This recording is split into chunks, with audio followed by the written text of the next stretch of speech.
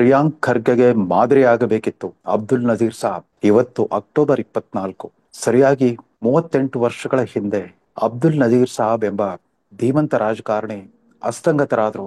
ಅವರು ಅಂದಿನ ರಾಮಕೃಷ್ಣ ಹೆಗಡೆ ನೇತೃತ್ವದ ಜನತಾ ಪಕ್ಷ ಮತ್ತು ತದನಂತರದ ಜನತಾದಳ ಸರ್ಕಾರದಲ್ಲಿ ಗ್ರಾಮೀಣಾಭಿವೃದ್ಧಿ ಮತ್ತು ಪಂಚಾಯತ್ ರಾಜ್ ಸಚಿವರಾಗಿ ಇಡೀ ಭಾರತವೇ ಕಣ್ತೆರೆದ ಕರ್ನಾಟಕದತ್ತ ಬೆರುಗಣ್ಣಿಂದ ನೋಡಿದಂತೆ ಪರಿವರ್ತನೆ ತಂದವರು. ಇವತ್ತಿನ ಪಂಚಾಯತ್ ರಾಜ್ ಮತ್ತು ಗ್ರಾಮೀಣಾಭಿವೃದ್ಧಿ ಸಚಿವ ಪ್ರಿಯಾಂಕ್ ಖರ್ಗೆ. ಈ ಯುವ ನಾಯಕನಿಗೆ ಅಬ್ದುಲ್ ನಜೀರ್ ಸಾಬ್ ಹೆಸರಾದ್ರೂ ಗೊತ್ತಾ? ಅವರ ಜೀವನಗಾಥೆ ಆದ್ರೂ ಗೊತ್ತಾ? ಕರ್ನಾಟಕದ ಗ್ರಾಮೀಣ ಪ್ರದೇಶಕ್ಕೆ ಅವರು ನೀಡಿದ ಕೊಡುಗೆಗಳ ಅಮರತ್ವ ಯಾವ ಕಾರಣಕ್ಕೆ ಅನ್ನೋದು ಏನಾದ್ರೂ ಗೊತ್ತಿದೆಯಾ? ಅದ್ರ ಬಗ್ಗೆ ತಲೆ ಕುಡಿಸ್ಕೊಳ್ಳಕ್ಕೆ ಹೋಗಿಲ್ಲ ಅಂತ ಕಾಣುತ್ತೆ. 2.5 ವರ್ಷಗಳ ನಂತರವೂ ಕೂಡ ತಮ್ಮ ಇಲಾಖೆ ಕುರಿತಂತೆ ಒಂದೇ ಒಂದು ಚಕಾರ ಬೆತ್ತದ ಪ್ರಿಯಾಂಕ್ ಖರ್ಗೆಗೆ RSS ನಿಷೇಧ ಇತ್ಯಾದಿ ಅನಗತ್ಯ ವಿಚಾರಗಳಿಗೆ ಹೆಚ್ಚು ಪ್ರಾಶಸ್ತ್ಯ ಅವರ ರಾಜಕೀಯ ಬದುಕಿನಲ್ಲಿ. ತಾನೊಬ್ಬ ಉದಯೋನ್ಮುಖ ನಾಯಕ ಅನ್ನೋ ಅರಿವಿದ್ರೂ ಕೂಡ ತನ್ನ ಆದ್ಯತೆ ತನ್ನ ಇಲಾಖೆಗೆ ಇರಬೇಕಾಗಿತ್ತು. ಅದರಲ್ಲೂ ಭಾರತದಲ್ಲೇ ಅತ್ಯಂತ ಹಿಂದುಳಿದ ಪ್ರದೇಶಗಳ ಪೈಕಿ ಒಂದಾಗಿರೋ ತನ್ನ ಕಲ್ಯಾಣ ಕರ್ನಾಟಕದ ಹಿಂದುಳಿದಿರುವಿಕೆ ಬಗ್ಗೆ ಕಿಂಚಿತ್ತಾದ್ರೂ ಕಾಳಜಿ ಇದ್ರೆ ಆ ವ್ಯಕ್ತಿ ಹೀಗೆ ಆಡ್ತಾ ಇರಲಿಲ್ಲ, ಹೀಗೆ ಮಾತಾಡ್ತಾ ಇರಲಿಲ್ಲ. ಇರಲಿ ಅಂದಹಾಗೆ ಆರಂಭದಲ್ಲೇ ನಾವು ಅಬ್ದುಲ್ ನಜೀರ್ ಸಾಬ್ರನ್ನ ನೆನಪಿಸ್ಕೊಡ್ವಿ. ಇವತ್ತು ಅವರ ಪುಣ್ಯತಿಥಿ. 1983 ಜನವರಿಯಲ್ಲಿ ನಡೆದ ಕರ್ನಾಟಕ ಅಸೆಂಬ್ಲಿಯ ಚುನಾವಣೆಯಲ್ಲಿ ಒಂದು ಐತಿಹಾಸಿಕ ಫಲಿತಾಂಶ ಹೊರಬಿತ್ತು. ಅದೇ ಮೊದಲ ಬಾರಿಗೆ, ಅಂದ್ರೆ ಸ್ವಾತಂತ್ರ್ಯ ಬಂದಾಗಿನಿಂದನೂ ಕರ್ನಾಟಕವನ್ನು ಆಳ್ತಾ ಇದ್ದ ಕಾಂಗ್ರೆಸ್ ಪಕ್ಷಕ್ಕೆ ಭಾರಿ ಸೋಲಾಯಿತು. ಆವತ್ತಿನ ಮುಖ್ಯಮಂತ್ರಿ ಗುಂಡೂರಾವ್ ಸೇರಿದಂತೆ ಅವರ ಸಚಿವ ಸಂಪುಟದ ಸುಮಾರು 33 ಜನ ಮಂತ್ರಿಗಳು ಕೂಡ ಪರಾಭವಗೊಂಡ್ರು. ಕರ್ನಾಟಕದಲ್ಲಿ ಪರ್ಯಾಯ ರಾಜಕೀಯ ಶಕ್ತಿಯಾಗಿ ಜನತಾ ಪಕ್ಷ ಮತ್ತು ಕರ್ನಾಟಕ ಕ್ರಾಂತಿರಂಗ ಎಂಬ 2 ಪಕ್ಷಗಳ ಮೈತ್ರಿಕೂಟ ಅಧಿಕಾರಕ್ಕೆ ಬಂತು. ಆ ಮೈತ್ರಿಕೂಟಕ್ಕೆ 92 ಸ್ಥಾನಗಳು ಬಂದಿದ್ವು. ಅವರಿಗೆ ಬಾಹ್ಯ ಬೆಂಬಲ ನೀಡಿದ 18 ಜನ ಭಾರತೀಯ ಜನತಾ ಪಕ್ಷದ MLAಗಳು ಮತ್ತು 12 ಜನ ಪಕ್ಷೇತರ MLAಗಳ ಬೆಂಬಲದಿಂದಾಗಿ ರಾಮಕೃಷ್ಣ ಹೆಗಡೆ ಅವರು ಅಧಿಕಾರಕ್ಕೆ ಬಂದರು, ಮುಖ್ಯಮಂತ್ರಿ ಆದರು. ಕರ್ನಾಟಕದ ಪ್ರಪ್ರಥಮ ಕಾಂಗ್ರೆಸ್ಸೇತರ ಮುಖ್ಯಮಂತ್ರಿಯಾಗಿ ಆ ಪೀಠವನ್ನು ಅಲಂಕರಿಸಿದರು. ಅವರ ಮಂತ್ರಿಮಂಡಲದಲ್ಲಿ HD Deve Gowda, SR Bommai, JH Patel, B Rajaiah, RL Jalappa ಮುಂತಾದ ದಿಗ್ಗಜರಲ್ಲದೆ ಆಗ ತಾನೇ ಅರಳ್ತಾ ಇದ್ದ ಅದೇ ಮೊದಲ ಬಾರಿಗೆ ಅಸೆಂಬ್ಲಿಗೆ ಆಯ್ಕೆಯಾಗಿ ಬಂದಿದ್ದ NP ಪ್ರಕಾಶ್, ಸಿದ್ದರಾಮಯ್ಯ ಥರದ ಹೊಸ ತಲೆಮಾರಿನ ನಾಯಕರು ಕೂಡ ಅರಳ್ತಾ ಇದ್ರು. ಆ ಮಂತ್ರಿಮಂಡಲದ ಒಟ್ಟು 1983ರಿಂದ 1988 ಆಗಸ್ಟ್ ವರೆಗೂ ಕರ್ನಾಟಕದ ಮುಖ್ಯಮಂತ್ರಿಯಾಗಿ ಸುಮಾರು 6 ವರ್ಷಗಳ ಕಾಲ ವಿಜೃಂಭಿಸಿದ್ದ ರಾಮಕೃಷ್ಣ ಹೆಗಡೆ ಸರ್ಕಾರದ ಕೇಂದ್ರ ಬಿಂದುವಾಗಿತ್ತು PW ಇಲಾಖೆ ಆಗ್ಲಿ, ಕಂದಾಯ ಇಲಾಖೆ ಆಗ್ಲಿ ಅಥವಾ ಗೃಹ ಇಲಾಖೆ ಆಗ್ಲಿ ಅಲ್ವೇ ಅಲ್ಲ. ಆ ರಾಮಕೃಷ್ಣ ಹೆಗಡೆ ಅವರ ಅಧಿಕಾರಾವಧಿಯುದ್ದಕ್ಕೂ ಕೂಡ ಸರ್ಕಾರದ ಎಲ್ಲ ಅಭಿವೃದ್ಧಿ ಚಟುವಟಿಕೆಗಳು, ಜನಕಲ್ಯಾಣ ಕಾರ್ಯಕ್ರಮಗಳ ಕೇಂದ್ರ ಬಿಂದುವಾಗಿದ್ದು ಗ್ರಾಮೀಣಾಭಿವೃದ್ಧಿ ಮತ್ತು ಪಂಚಾಯತ್ ರಾಜ್ ಇಲಾಖೆ. ಇದಕ್ಕೆ ಕಾರಣೀಭೂತರಾಗಿದ್ದು ಅವತ್ತು ಆ ಇಲಾಖೆಯನ್ನು ಸ್ವಯಮಿಚ್ಛೆಯಿಂದ ಆರಿಸಿಕೊಂಡಿದ್ದ ಅಬ್ದುಲ್ ನಜೀರ್ ಸಾಬ್. ಅವರು ಮೂಲತಃ ಕಾಂಗ್ರೆಸ್ಸಿಗರಾಗಿದ್ರು. ತದನಂತರ ದೇವರಾಜ ಅರಸು ತಮ್ಮ ಜೀವನದ ಸಂಧ್ಯಾ ಕಾಲದಲ್ಲಿ ಸ್ಥಾಪಿಸಿದ ಕರ್ನಾಟಕ ಕ್ರಾಂತಿರಂಗ ಅನ್ನೋ ಪ್ರಾದೇಶಿಕ ಪಕ್ಷದ ಅಧ್ಯಕ್ಷರಾಗ್ಬಿಟ್ಟು ಆ 1983ರ ಆ ವಿಜಯಿ ಮೈತ್ರಿಕೂಟದ ರೂವಾರಿಗಳ ಪೈಕಿ ಒಬ್ಬರಾಗಿದ್ರು. ಅಬ್ದುಲ್ ನಜೀರ್ ಸಾಬ್ರಿಗೆ ಎಂಥ ಸಿದ್ಧತೆ ಇತ್ತು ಅಂತಂದ್ರೆ, ಅವರು ಅಧಿಕಾರ ವಹಿಸಿಕೊಂಡ ಮೊದಲ ದಿನವೇ ಅಂದ್ರೆ ಜನವರಿ 10, 1983 ಹೆಗಡೆ ಸಚಿವ ಸಂಪುಟದ ಮೊದಲ ಕಂತಿನ ಪ್ರಮಾಣ ವಚನ ಮುಗಿದ ಕೆಲವೇ ಗಂಟೆಗಳಲ್ಲಿ ಕರ್ನಾಟಕದಾದ್ಯಂತ ಕುಡಿಯುವ ನೀರಿನ ಕ್ರಾಂತಿ, ಕುಡಿಯುವ ನೀರಿನ ಕೊಳವೆ ಬಾವಿಗಳ ದೊಡ್ಡ ಅಭಿಯಾನವನ್ನೇ ಶುರು ಮಾಡಿಬಿಟ್ರು.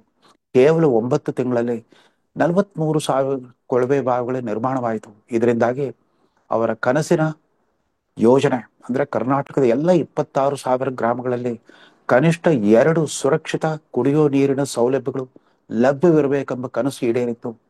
ಕರ್ನಾಟಕದಲ್ಲಿ ಶುರುವಾದ ಆ ಕೊಳವೆ ಬಾವಿಗಳ ನಿರ್ಮಾಣದ ದೊಡ್ಡ ಅಭಿಯಾನ ಇಡೀ ದೇಶವೇ ಬೆಕ್ಕಸು ಬರಗಾಗಿ ಕರ್ನಾಟಕದತ್ತ ನೋಡುವಂತಾಯಿತು. ಅದರ ತದನಂತರದ ಅವಧಿಯಲ್ಲಿ ಗ್ರಾಮೀಣ ಕೊಳಾಯಿ ನೀರು ಪೂರೈಕೆ ಯೋಜನೆಯನ್ನು ಕೂಡ ಅವರು ಪೂರ್ಣ ಪ್ರಮಾಣದಲ್ಲಿ ಚಾಲನೆ ಕೊಟ್ಟರು. ಇವತ್ತು ನರೇಂದ್ರ ಮೋದಿ ಕೂಡ ಜಲ್ ಜೀವನ್ ಅಂತ ಇವತ್ತು 21ನೇ ಶತಮಾನದಲ್ಲಿ ನಡೆಸ್ತಾ ಇರುವ ಅಭಿಯಾನವನ್ನ ಅವತ್ತು ಕರ್ನಾಟಕದಲ್ಲಿ 1983-85 ಅವಧಿಯಲ್ಲಿ ರಾಮಕೃಷ್ಣ ಹೆಗಡೆ ಸರ್ಕಾರದ ಗ್ರಾಮೀಣಾಭಿವೃದ್ಧಿ ಮಂತ್ರಿ ನಜೀರ್ ಸಾಬ್ರೆ ಶುರು ಮಾಡಿದ್ರು. ಅಂದ್ರೆ ಪೈಪ್ಡ್ ವಾಟರ್ ಸಪ್ಲೈ ಸ್ಕೀಮ್, ಅದ್ರ ಜೊತೆಗೆ ಇನ್ನೆರಡು ಯೋಜನೆಗಳು: ವಾಟರ್ ಶೆಡ್ ಡೆವಲಪ್ಮೆಂಟ್, ಜಲಸಂಗ್ರಹ ಜಲಸಂಗ್ರಹಾಗಾರಗಳ ಸ್ಥಾಪನೆ, ಮತ್ತು ಡ್ರೈಲ್ಯಾಂಡ್ ಡೆವಲಪ್ಮೆಂಟ್ ಬೋರ್ಡ್, ಅಂದ್ರೆ ಒಣ ಭೂಮಿ ಅಭಿವೃದ್ಧಿ ಮಂಡಳಿಗಳು. ಇವೆಲ್ಲವೂ ಕೂಡ ವಿನೂತನ ಅಭಿವೃದ್ಧಿ ಕಾರ್ಯಕ್ರಮಗಳಿಗಾಗಿ ಕರ್ನಾಟಕದಲ್ಲಿ ಅಸ್ತಿತ್ವಕ್ಕೆ ಬಂದ್ವು. ಅದಾದ ನಂತರ ಎಲ್ಲಕ್ಕೂ ಮಹತ್ವದ ಕೊಡುಗೆ ಅಂತಂದ್ರೆ ನಜೀರ್ ಸಾಬ್ರಿಗೆ ಬಹುದಿನಗಳ ಕನಸು, ಜನತೆಗೆ ಅಧಿಕಾರ, ಪವರ್ ಟು ದ ಪೀಪಲ್ ಅನ್ನೋ ಒಂದು ಘೋಷಣೆಯನ್ನ ಅವರು ಚುನಾವಣಾ ಪ್ರಣಾಳಿಕೆಯಲ್ಲೇನೆ ಆ ಘೋಷಣೆಯನ್ನ ಅವರ ಪುಸ್ ಆ ಪ್ರಣಾಳಿಕೆಯ ಪ್ರತಿಯ ಮೇಲೆನೆ ಅದನ್ನ ಶೀರ್ಷಿಕೆಯಾಗಿ ಬಳಸ್ಕೊಂಡಿದ್ರು, ಪವರ್ ಟು ದ ಪೀಪಲ್, ಜನತೆಗೆ ಅಧಿಕಾರ ಅಂತ. ಅಂದಹಾಗೆ ಈ ಪ್ರಣಾಳಿಕೆಯನ್ನ ನಜೀರ್ ಸಾಬ್ ಸಿದ್ಧಪಡಿಸಿದ್ದು ಇನ್ನು ಎಲೆಕ್ಷನ್ಗಳು 6 ತಿಂಗಳು 6 ತಿಂಗಳು ಮುಂಚಿತವಾಗಿ. ಅಶೋಕ್ ಮೆಹ್ತಾ ವರದಿಯನ್ನು ಆಧರಿಸಿ ಕರ್ನಾಟಕದಲ್ಲಿ ಎರಡು ಹಂತದ ಜಿಲ್ಲಾ ಪರಿಷತ್ ವ್ಯವಸ್ಥೆಯನ್ನ ನಜೀರ್ ಸಾಬ್ ಅಸ್ತಿತ್ವಕ್ಕೆ ತಂದ್ರು. ಒಂದು ಜಿಲ್ಲಾ ಪರಿಷತ್, ಮತ್ತೊಂದು ಮಂಡಲ್ ಪಂಚಾಯಿತಿ. ಆಗ ಈಗಿನಂತೆ ತಾಲೂಕ್ ಪಂಚಾಯಿತಿ ಅಂತ ಇರಲಿಲ್ಲ. ಕರ್ನಾಟಕ ಜಿಲ್ಲಾ ಪರಿಷತ್, ಮಂಡಲ್ ಪಂಚಾಯತ್, ನ್ಯಾಯ ಪಂಚಾಯತ್ ಮತ್ತು ಗ್ರಾಮ ಸಭಾ ಮಸೂದೆ ಅಂತ ಹೆಸರುವಾಸಿಯಾಗಿತ್ತು. ಅದು ಕಾನೂನಾಗಿ ಅಸ್ತಿತ್ವಕ್ಕೆ ಬಂದ ಮೇಲೆ 1986-87ರಲ್ಲಿ ಪ್ರಪ್ರಥಮ ಬಾರಿಗೆ ಕರ್ನಾಟಕದಲ್ಲಿ ಜಿಲ್ಲಾ ಪರಿಷತ್ ವ್ಯವಸ್ಥೆ ಅಸ್ತಿತ್ವಕ್ಕೆ ಬಂತು. ಅದರಿಂದ ಆವತ್ತಿನ ಕಾಂಗ್ರೆಸ್ ಪ್ರಧಾನಮಂತ್ರಿ ರಾಜೀವ್ ಗಾಂಧಿ ಅವರು ಕೂಡ ಎಷ್ಟರ ಮಟ್ಟಿಗೆ ಪ್ರಭಾವಿತರಾಗಿದ್ರು ಅಂತಂದ್ರೆ, ಕರ್ನಾಟಕದಲ್ಲಿ ತಮ್ಮ ಎದುರಾಳಿ ಪಕ್ಷವಾದ ಜನತಾ ಪಕ್ಷದ ಸರ್ಕಾರವಿದ್ರು ಕೂಡ ಪ್ರಪ್ರಥಮ ಪೀಳಿಗೆಯ ಕರ್ನಾಟಕದ ಜಿಲ್ಲಾ ಪರಿಷತ್ ವ್ಯವಸ್ಥೆಯ ಉದ್ಘಾಟನೆಗಾಗಿ ಪಂಚಾಯತ್ ರಾಜ್ ವ್ಯವಸ್ಥೆಯ ಉದ್ಘಾಟನಾ ಸಮಾರಂಭ ಅರಮನೆ ಮೈದಾನದಲ್ಲಿ ನಡೆದಾಗ ತಮ್ಮ ಸಚಿವ ಸಂಪುಟದ ಹಿರಿಯ ಮಂತ್ರಿ PV ನರಸಿಂಹರಾಯರನ್ನೇ ಮುಖ್ಯ ಅತಿಥಿಯಾಗಿ ಕಳಿಸ್ಕೊಟ್ಟಿದ್ರು ರಾಜೀವ್ ಗಾಂಧಿ. ಅಷ್ಟಕ್ಕೆ ಬಿಡ್ಲಿಲ್ಲ, ಮುಂದೆ ನಜೀರ್ ಸಾಬ್ ಪ್ರತಿಪಾದಿಸಿದ ಅಧಿಕಾರ ವಿಕೇಂದ್ರೀಕರಣ ತತ್ವದಿಂದ ಎಷ್ಟರ ಮಟ್ಟಿಗೆ ಪ್ರಭಾವಿತರಾದ್ರು ಅಂತಂದ್ರೆ, ತಮ್ಮ ಮಂತ್ರಿ ಸಹೋದ್ಯೋಗಿಗಳು ಮಣಿಶಂಕರ್ ಅಯ್ಯರ್ ಮತ್ತು ಸಲ್ಮಾನ್ ಖುರ್ಷಿದ್ರನ್ನ ಬೆಂಗಳೂರಿಗೆ ಕಳಿಸ್ಬಿಟ್ಟು ಮುಂದೆ ತಾವು ಉದ್ದೇಶಿಸಿದ್ದ ರಾಷ್ಟ್ರ ಮಟ್ಟದಲ್ಲಿ ಅಧಿಕಾರ ವಿಕೇಂದ್ರೀಕರಣಕ್ಕಾಗಿ ಉದ್ದೇಶಿಸಿದ್ದ ಸಂವಿಧಾನ ತಿದ್ದುಪಡಿ ಮಸೂದೆಯ ಕರಡು ಪ್ರತಿಯನ್ನು ತಯಾರಿಸೋ ಪ್ರಯತ್ನ ಮಾಡಿದ್ರು ರಾಜೀವ್ ಗಾಂಧಿ ಅವರ ಜೀವಿತ ಕಾಲದಲ್ಲಿ ಅದು ಅನುಷ್ಠಾನಗೊಳ್ಳದೇ ಇದ್ರು ಕೂಡ ಮುಂದೆ PV ನರಸಿಂಹರಾವ್ ನೇತೃತ್ವದ ಕಾಂಗ್ರೆಸ್ ಮೈತ್ರಿ ಸರ್ಕಾರವೇ ಸಂವಿಧಾನದ 73 ಮತ್ತು 74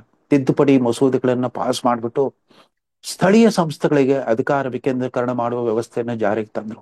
ಈ ರೀತಿ ಕೇವಲ ಕರ್ನಾಟಕದಲ್ಲಿ ಅಷ್ಟೇ ಅಲ್ಲ, ಇಡೀ ರಾಷ್ಟ್ರದಲ್ಲಿಯೇ ಸ್ಥಳೀಯ ಸಂಸ್ಥೆಗಳಿಗೆ ಅಧಿಕಾರ ವಿಕೇಂದ್ರೀಕರಣ ಮಾಡುವ ಪ್ರಯೋಗಕ್ಕೆ ಪ್ರೇರಣೆಯಾದವರು, ಕಾರಣೀಭೂತರಾದವರು ಅಬ್ದುಲ್ ನಜೀರ್ ಸಾಬ್. ಇವತ್ತಿಗೂ ಬೇಕಾದ್ರೆ ಕಾಂಗ್ರೆಸ್ನ ಹಿರಿಯ ನಾಯಕ, ಈಗಾಗಲೇ ನೇಪಥ್ಯಕ್ಕೆ ಸರಿದಿರುವ ರಾಹುಲ್ ಗಾಂಧಿ ಅವರಿಂದ ಅಲಕ್ಷಿಸಲ್ಪಟ್ಟಿರುವ ಕಾಂಗ್ರೆಸ್ ನಾಯಕ ಮಣಿಶಂಕರ್ ಅಯ್ಯರವರನ್ನ ಒಂದ್ಸಾರಿ ಪ್ರಿಯಾಂಕಾ ಖರ್ಗೆ ಅವರು ಮಾತಾಡ್ಸಿದ್ರೆ ಗೊತ್ತಾಗುತ್ತೆ ಯಾವ ರೀತಿ ಪಂಚಾಯತ್ ರಾಜ್ ಮತ್ತು ಗ್ರಾಮೀಣಾಭಿವೃದ್ಧಿ ಇಲಾಖೆ ವಿಚಾರದಲ್ಲಿ ಕರ್ನಾಟಕವೇ ಇಡೀ ದೇಶಕ್ಕೆ ಹೇಗೆ ಮಾದರಿಯಾಗಿತ್ತು ಅಂತ. ಪ್ರಿಯಾಂಕ್ ಖರ್ಗೆ ಅವರೇ, ದಯಮಾಡಿ ಆ ಕಾಲದ ಇತಿಹಾಸವನ್ನ ಕೊಂಚ ಗಮನವಿಟ್ಟು ಅಧ್ಯಯನ ಮಾಡುವ ವ್ಯವಧಾನವನ್ನಾದ್ರೂ ತೋರಿಸಿ. ಆಗ ನಿಮ್ಮ ಮಂತ್ರಿಗರಿಗೆ ನೀವು ಹೊಂದಿರುವ ಇಲಾಖೆಗೆ ಒಂದಿಷ್ಟು ಮೆರುಗು ಬರುತ್ತೆ. ಅದು ಬಿಟ್ಟು ನಿಮ್ಮ ಮೊದಲೇ ಹಿಂದುಳಿದರ ಕಲ್ಯಾಣ ಕರ್ನಾಟಕದ ಜಿಲ್ಲೆಗಳಲ್ಲಿ ಅನಗತ್ಯವಾಗಿ ಧಾರ್ಮಿಕ ದ್ವೇಷ ಮತ್ತು ಜಾತಿ ಸಂಘರ್ಷಕ್ಕೆ ಅನುವು ಮಾಡಿಕೊಡ್ಬೇಡಿ. ನಿಮಗೆ RSS ನಂತ ಶತಮಾನೋತ್ಸವ ಆಚರಿಸಿಕೊಂಡಿರುವ ಸಂಘಟನೆ ಬಗ್ಗೆ ವಿರೋಧವಿರಲಿ, ಅದು ನಿಮ್ಮ ಹಕ್ಕು. ಪ್ರಜಾಪ್ರಭುತ್ವದಲ್ಲಿ ಆರೋಗ್ಯದಾಯಕವಾದ ಟೀಕೆ ಟಿಪ್ಪಣೆ ವಿರೋಧಗಳು ಖಂಡಿತವಾಗಿಯೂ ಇರಲೇಬೇಕು. ಅದರ ನಿಷೇಧ ಬೇಡ. ನಿಷೇಧ, ನಿರ್ಬಂಧ, ದಿಗ್ಬಂಧನ, ಗಡಿಪಾರು ಇತ್ಯಾದಿಗಳೆಲ್ಲ ಒಂದು ಪ್ರಜಾಸತ್ತಾತ್ಮಕ ಸರ್ಕಾರ, ಅದರಲ್ಲೂ ಮಾತೆತ್ತಿದ್ರೆ ಸಂವಿಧಾನದ ಕೆಂಪು ಪುಸ್ತಕವನ್ನು ಹಿಡ್ಕೊಂಡು ಓಡಾಡೋ ಈ ತಲೆಮಾರಿನ ಕಾಂಗ್ರೆಸ್ಸಿಗರಿಗೆ ಅದು ಸಲ್ಲದು. ನೀವು ವಿರೋಧ ಮಾಡಿ, ಆದ್ರೆ ನಿಮ್ಮ ಅಧಿಕಾರದ ಬ್ರಹ್ಮಾಸ್ತ್ರವನ್ನು ಬಳಸ್ಕೊಂಡ್ಬಿಟ್ಟು ಸಂಘಟನೆಯನ್ನ ನಿಷೇಧ ಮಾಡೋ ದುಸ್ಸಾಹಸ ಕೈ ಹಾಕ್ಬೇಡಿ. ಈಗಾಗಲೇ ನಿಮಗೆ ಕಲ್ಯಾಣ ಕರ್ನಾಟಕದ ಯಾದಗಿರಿ ಜಿಲ್ಲೆಯನ್ನ ದೇಶದ 113 ಅತ್ಯಂತ ಹಿಂದುಳಿದ ಜಿಲ್ಲೆಗಳ ಪೈಕಿ, ಅದನ್ನ ಹಿಂದುಳಿದವರು ಅಂತ ಕರೆಯಲ್ಲ ಪ್ರಧಾನಮಂತ್ರಿ ಮೋದಿ ಅವರು, ಆಸ್ಪಿರೇಷನಲ್ ಡಿಸ್ಟ್ರಿಕ್ಟ್ ಅಂತ ಆಶೋತ್ತರಗಳ ಜಿಲ್ಲೆಗಳ ಪೈಕಿ ಒಂದು ಅಂತ ಗುರುತಿಸಿದ್ದಾರೆ. ನಿಮ್ಮ ನೆರೆಹೊರೆಯಲ್ಲೇ ಇರುವ ಯಾದಗಿರಿ ಜಿಲ್ಲೆಯನ್ನು ಅಭಿವೃದ್ಧಿಪಡಿಸಿ ಕೇಂದ್ರ ಸರ್ಕಾರದ ವಿಶೇಷ ಅನುದಾನಗಳನ್ನು ತಂದ್ಬಿಟ್ಟು ಕರ್ನಾಟಕದ ಗ್ರಾಮೀಣ ಪ್ರದೇಶಗಳ ಉದ್ಧಾರದ ಬಗ್ಗೆ ಕೊಂಚ ಗಮನ ಕೊಡಿ. ಜನ ನಿಮ್ಮನ್ನ ನೆನ್ಪಿಟ್ಕೊಳ್ತಾರೆ. ನಿಮ್ ನೆನಪಿರ್ಲಿ, ಕುಡಿಯೋ ನೀರಿನ ಕ್ರಾಂತಿ ಮಾಡಿದ ಅಬ್ದುಲ್ ನಜೀರ್ ಸಾಬ್ ಅವರ ಜೀವಿತ ಕಾಲದಲ್ಲೇ ಅನೇಕ ಗಡಿ ಪ್ರದೇಶಗಳ ಅವರು ಮೈಸೂರು ಜಿಲ್ಲೆಯವರಾದ್ರೂ ಕೂಡ ದೂರದ ಬಿಜಾಪುರ್, ಬಾಗಲಕೋಟೆ, ಬೆಳಗಾವಿ ಜಿಲ್ಲೆಯ ಗ್ರಾಮಾಂತರ ಪ್ರದೇಶದ ಜನರೆಲ್ಲ ಸ್ವಯಂ ಪ್ರೇರಿತವಾಗಿ ಆ ಬೋರ್ವೆಲ್ ಹ್ಯಾಂಡ್ ಪಂಪ್ಗಳ ಮೇಲೆ ನಜೀರ್ ಕೃಪಾ ಅಂತ ಅವರಷ್ಟಕ್ಕವರೇ ಹೆಸರು ಬರೆದು ಹಾಕ್ಸಿದ್ರು. ಎಲ್ಲ ಮಂಡಲ್ ಪಂಚಾಯತಿ ಕಚೇರಿಗಳಲ್ಲಿ ನಜೀರ್ ಸಾಬ್ ಭಾವಚಿತ್ರಗಳನ್ನ ಹಾಕಿದ್ರು. ಅವರು ಮುಖ್ಯಮಂತ್ರಿ ಆಗದೇ ಇದ್ರು ಕೂಡ ಗ್ರಾಮೀಣಾಭಿವೃದ್ಧಿ ಮತ್ತು ಪಂಚಾಯತ್ ರಾಜ್ ವ್ಯವಸ್ಥೆಯ ಸ್ಥಾಪನೆ ಮಾಡೋದ್ರಲ್ಲಿ ಇಡೀ ದೇಶಕ್ಕೆ ಮಾದರಿಯಾಗಿದ್ರು, ಆದರ್ಶಪ್ರಾಯರಾಗಿದ್ರು.